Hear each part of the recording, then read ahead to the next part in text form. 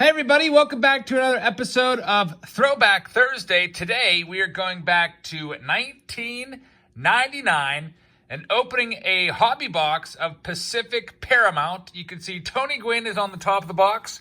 There's 36 packs in this box, and we're looking for some of the top 1999 rookies and also looking for serial numbered opening day issue cards. You can see on average there's one per box. So no autographs in boxes in 1999, but those opening day issue cards, according to Beckett Almanac, could be worth up to 50 times what the regular base card is worth. And if you get a regular common card, such as maybe a guy like Chan-Ho Park, it's still like a $5 card, according to our Beckett Almanac. So we're going to open this up and see what we can find in 1999 Pacific Paramount. Now, I stopped collecting right around this time as I was a senior in high school, so I don't remember this set that well. If you purchased Pacific Paramount, let us know in the description if you remember this set and maybe what it used to go for, which I guess we're going to find out right now. These packs used to sell for $1.49 back in the day, so this box I'm a little wary of now that maybe it's been resealed because somebody has put their price tag on every one of these. So I'm hoping that we do get that opening day parallel. Now let's check out the wrapper first. You can see that it says it was made by Pacific there, and see if there's any odds or anything. 250 cards in the set, and there are the insert ratios. So back in the late 90s, it was all about inserts, looking for platinum blue parallels, 1 in 73 packs. Also, Fielder's Choice die cuts, 1 in 73, and Cooperstown bound is 1 in 361. Those are going to be some of the best ones. Cooperstown bound, just looking over the set, a lot of those guys aren't in the Hall of Fame, so Pacific was kind of way off. I'll go over the 10-card checklist for you of that as we go along. Maybe we can find one of those. We got Jason Giambi leading things off. Nice looking cards, nice picture front. There's the back. You can see 1998 stats are there with career totals. Not terrible. I was never really a big Pacific purchaser. There's Tony Batista, who had a crazy batting stance. We also get Rolando Arroyo, Albert Bell near the end of his career. Looks like he just got sawed off by maybe a Mariano Rivera cutter there. His career ended shortly after that with the Orioles as he had a hip issue and had to hang him up. We got Jay Buhner, and the last card is Doug Glanville, who now works as an MLB analyst in our first pack. Pack number 2, looking for our insert cards. We have a Hall of Famer here, John Smoltz. Bernie Williams, one of those great New York Yankees from their dynasty. Not considered part of the core four. We got the John Bino's brother, Jeremy Johnby, Tom Goodwin, former first base coach for the Mets. I'm not sure if he's still a first base coach for them or not, but I would remember seeing him patrolling the outfield during batting practice quite often. Next up, we got Al Martin in pack number 3. Usually cards from 1999. A lot of times they'll stick together. Luckily, these aren't really sticking. We got Javi Lopez, Eric Chavez. It tells you he's a 1999 rookie. Not considered his rookie card, though, but still a nice one. I think you'll see Eric Chavez as a big league manager somewhere, someday with the next couple of years. Royce Clayton and Fernando Tatis. If you just got excited by seeing that name, it's because you're used to seeing Fernando Tatis Jr.'s name everywhere. That's his father, Fernando Tatis Sr., best known for hitting 2 grand slams in the same inning. I think that was at Shea Stadium, wasn't it? There's Wally Joyner. We might have an insert card here, and we do. It's a team checklist insert card, and it's a good one. It's Cal Ripken Jr. Team checklist. So I'll put this one aside. I'll have to take a look at that. Team checklists are, there's a 30-card set, and it says the Cal Ripken Jr. is actually where is it at? Looking over the checklist, it is a $15 card, so that's one of the more valuable ones. Ben Grieve, Randy Wynn, Darryl Hamilton, and Rico Brogna. So a $15 pool right there. That is actually the best card in the set. It says randomly inserted in packs at a rate of 2 in every 37 packs. So Cal Ripken Jr., according to Beckett, it's a $15 card. Of course, you can probably go on eBay and get that for just a few bucks, but still a nice pull. one of the greats of all time, Ripken Jr. And there's another one of the greats of all time, Trevor Hoffman, Hall of Famer, number 2 in saves. Over 600 saves for Trevor Hoffman. I forget what his grand total was. I want to say it was 601 to 603. If you had to make me guess, I'd say 603 career saves for the great Trevor Hoffman. Finished his career in Milwaukee. There's Miguel Tejada, who had some nice seasons. We got Carlos Hernandez leading things off. Andrew Jones, whose son, named Drew Jones, I think he's like a sophomore in high school, but already just turning heads, had a monster bat flip and was all over Twitter a couple weeks ago. You probably saw it. There's Ed Sprague, Quentin McCracken, and the last one is the Miguel Tejada. So next pack, only 6 cards per pack in these Paramount, but I'll tell you what, I do like the design of these. It's kind of like almost seeing these for the first time, as I guess I have never seen these before. I never picked up packs of these because I was out of the hobby. I think my local card store had closed down in 1999. It kind of made things harder. There's a Tom Glavine Hall of Famer, Mark McGwire. His career would end 2 years later. 2001 was his last year. There's Brian Giles.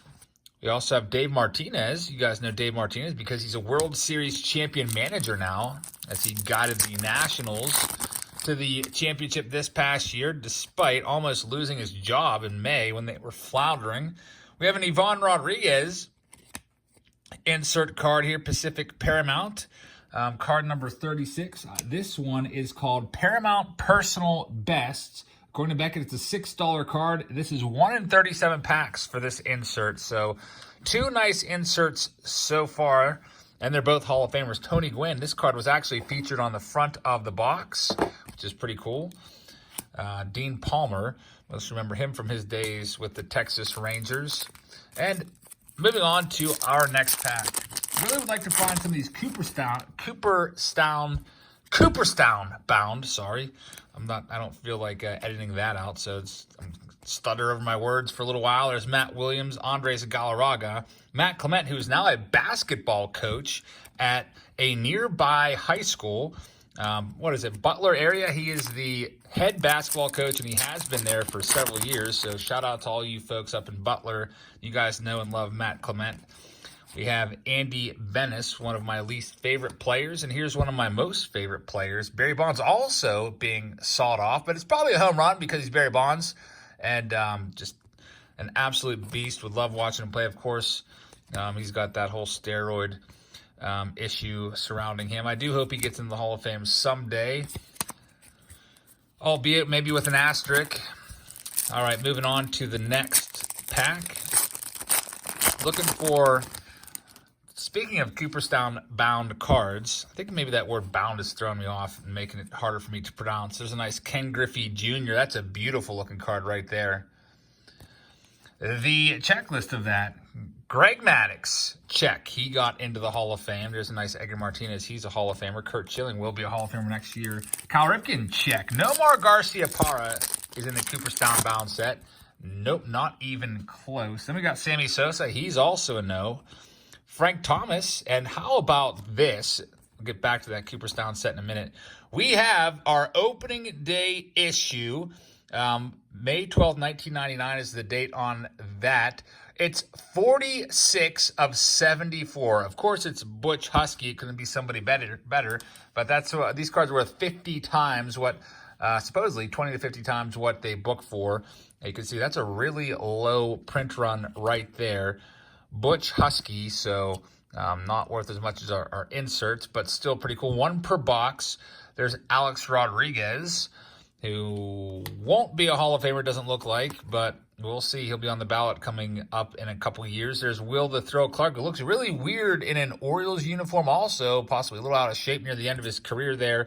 Jeff Facero, most remember him from his time with the Expos, and Desi Relaford. So also in that Cooperstown bound set, we got Frank Thomas, which is a good pick on their part. Mike Piazza, yes. Mark McGwire, no. Tony Gwynn, yes. Ken Griffey Jr., yes. And A-Rod, no. So looks like they missed on a few of those for sure. There's a Jose Guillen, who would leave the Pirates after a few years and go on to have a nice career. Troy Percival, awesome closer. Fred McGriff, the crime dog, should be a Hall of Famer. but he isn't. I think he's going to get in someday. Delano DeShields is the father of Delano DeShields Jr., now an outfielder for the Cleveland Indians. Rondell White. And our final card is another guy that I think should be in the Hall of Fame, but is not, Billy Wagner. Flame-throwing lefty closer. Always loved Billy Wagner a lot. He actually walked away from the game and could have probably pitched a few more years, but wanted to spend some more time with his family. There's Matt Williams, led all of MLB in home runs in 1994. He's now managing somewhere overseas. I saw him on a Twitter picture. I believe it might have been in Korea. There's Richard Hidalgo. Matt Williams has surfaced as a manager, so he's still in baseball, which is good for him. Haven't seen his face really around the game since after he was fired from the Nationals job a few years ago. There's Ivan Rodriguez. We got Brett Boone, who is a really obvious steroid guy. He went away for the offseason, then came back with the Mariners about, I don't know, twice as big, and then he started popping 40 home runs. Brett Boone, part of that 3 generations of Boone. The Boones, of course. Everyone now knows Aaron Boone. There's Doug Glanville. Looking for some more inserts. We should be due another one shortly. There's Jim Edmonds. Roger Clemens, 7-time Cy Young Award winner.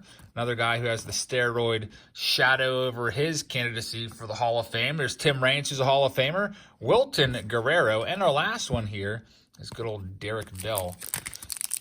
Next pack up on this episode of Throwback Thursday, we got Conan the Barbarian, Gary D. Sarcina. There's Jose Cruz Jr., who was a hot commodity when he first came up back in, like 1997 or so.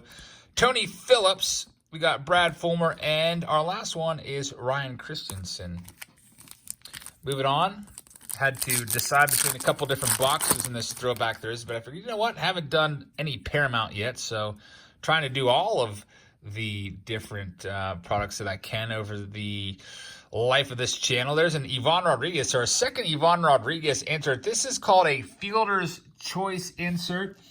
These are really tough to pull. Randomly inserted, 1 in 73 packs. You saw it right on the back. Fielder's Choice right there. Laser cuts, 1 in 73. So what are we looking at here value-wise? On the Ivan Rodriguez, it is an $8 card according to Beckett. The most valuable card in the Fielder's Choice set would have been the Ripken Jr., which they list at $40. Of course, I'm just using Beckett Almanac to quickly find a general ballpark, albeit maybe a large ballpark of figures, because I'm not going to pause and type in all this stuff on eBay to look up the prices. Obviously, on eBay, you can find stuff for cheaper. Here's a nice one right here. Roy Halladay, 1999 rookie. Not an actual rookie card. You got to be careful of those rookie monikers. The industry does revert to Alomar, by the way, Hall of Famer. Kind of clean that up and standardize the definition of a rookie card. Now, if you get a nice RC logo on it, you can be for sure positive that you have a rookie. We have flip these around. Rod Beck, Craig Biggio, Hall of Famer. There's Todd Hundley, who once hit 40 home runs in a season. Eric Karras, former Rookie of the Year, and Rob Nen. Moving on to our next pack. Some of these might start to repeat, so we might start to just go straight into insert search mode. There's Randy Johnson with the D-backs, Todd Walker, and Jeff King, who retired shortly after this card appeared with his 10 years of service time. Retired out to his farm and family to work on his second career. I bet Jeff King is very happy in a field somewhere right now, taking care of his livestock and everything. It's always interesting to know what these guys get into after their playing careers, what their true passions are. King's was farming and being out one with nature. A lot of guys end up being real estate agents, especially the guys that don't end up making a lot of money. I once was working on a series called Where Are They Now? And I was looking up former MLB players, and a lot of them are real estate agents. Some of them own gyms. And I don't know, kind of interesting to figure out and see where these guys spend their time after their playing days are over. All right, we have a Hollow Silver Jeff Jenkins card. Hollow Silver are, wow, it's 40 times what a base card is worth. So there's a print run of only 99 of these, 33 of 99. A common Hollow Silver is probably worth, I don't know, it's 40 times. What's 40 times 1 cent? 40 cents on that one, maybe on eBay, maybe $4 if you're lucky. What else do we have here? Brad Radke and Todd Dunwoody. 1999 cards, not a whole lot of value for them. You could probably buy a large lot of them for a penny a piece or so, 1 to 5 cents. But if you get some cards like this one, Ripken Jr., it looks like the photographer might have had sort of a cropping issue there, as I feel like that card is centered very poorly. Not the card itself, but the picture. Nice looking card there, Ripken Jr. I like that one. I'm going to put that one on the screen because Ripken was one of my favorite players growing up. So I guess I'm just putting the best cards out there. I was hoping to find, I don't know, maybe like 6 or 7 inserts. There's an early David Ortiz card before he really bulked up. Of course, he started his career at the Twins, and then the Twins obviously are kicking themselves now for, maybe not now, but they were for letting him go. As Big Poppy would go to Boston and bring them a couple World Series championships. There's Jeff King again. And then we have Darryl Kile, who suddenly passed away. I believe that was in 2001 in his hotel room while on the road. Very sad story. But Darryl Kile had a crazy curveball, a real true 12-6 style curveball that started at the top of the zone and would just dive down. Cavio Veras is the first one there. We got John Valentine and then Raul Mondesi. Dave Cone. I like Dave Cone a lot. Worked as a bit of a... I guess he's been working as an announcer. I don't know if he's still doing it or not. Remember the Dave Cone versus Pedro Guerrero showdown. I think John Boy just did a video on that one. Very, very interesting to watch. There's Vladimir Guerrero Sr., another Hall of Fame father of some of these young players like Kevin Biggio and Vladimir Guerrero. What else do we have here? Jim Leyritz, part of that 1996 World Series champion team. Big part of that. Bobby Bowe, still getting paid every July 1st by the Mets. Sean Green had some very nice seasons, and so did Ellis Burks. So we've got about, looks like 7 packs left on this episode of Throwback Thursday. I really appreciate all of you guys for tuning in. Hopefully you guys like this series where we open up these old cards from, 20, 30 years ago. Sometimes we only go back like 5 or 6 years, but it's fun opening cards, especially cards like this release that maybe some of us, this is our first time seeing these. I feel like this is my first time seeing these, at least opening these packs. I buy a large collection, so I'm sure I have some of these in my collection. There's Mike Piazza swinging and maybe missing at a pitch there, but he's a Hall of Famer. Tony Hernandez and Ray Lankford. Here's all we've got left. He's kind of creeping on top of the screen. I'm glad that the opening day parallel was in there. I'd be kind of sad about missing out on that. We have another insert coming up. This one is another team checklist, and it's Raul Mondesi, so that's just going to be a common checklist, which is worth $2, but I'll put it on the screen since it's an insert nonetheless. Ron Gant with 2 bats there with the Phillies near the end of his career. Carlos Delgado, who should probably get some more consideration for the Hall of Fame than he has gotten. I used to be a big Carlos Delgado fan back in the day. Jeff Kent's another guy that should be in the Hall of Fame. He leads all second basemen all time for home runs. Todd Zeile was a very highly heralded prospect. Everybody spent all their money on Todd Zeile rookie cards in 1990, only to see that investment fail. Next pack, Hideki Irabu.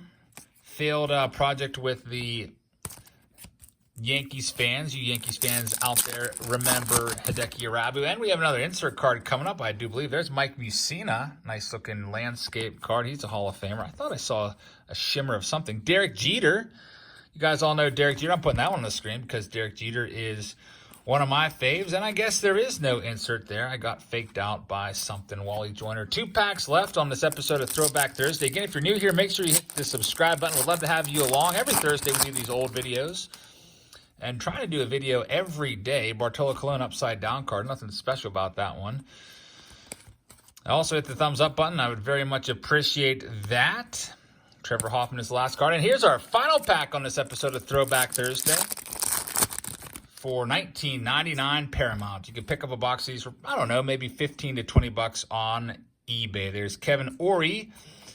He's a local guy from Upper St. Clair. Rusty Greer and Carlos Hernandez is our very last card. So those were the best cards that we pulled from that box. It was a fun little rip and trip down memory lane looking at players from 1999. So once again, I hope you guys enjoyed the video. We'll be back tomorrow for Face Off Friday, and I've got a retail review coming of 2020 Gypsy Queen for you on Saturday, and maybe something else on Sunday with Gypsy Queen as well.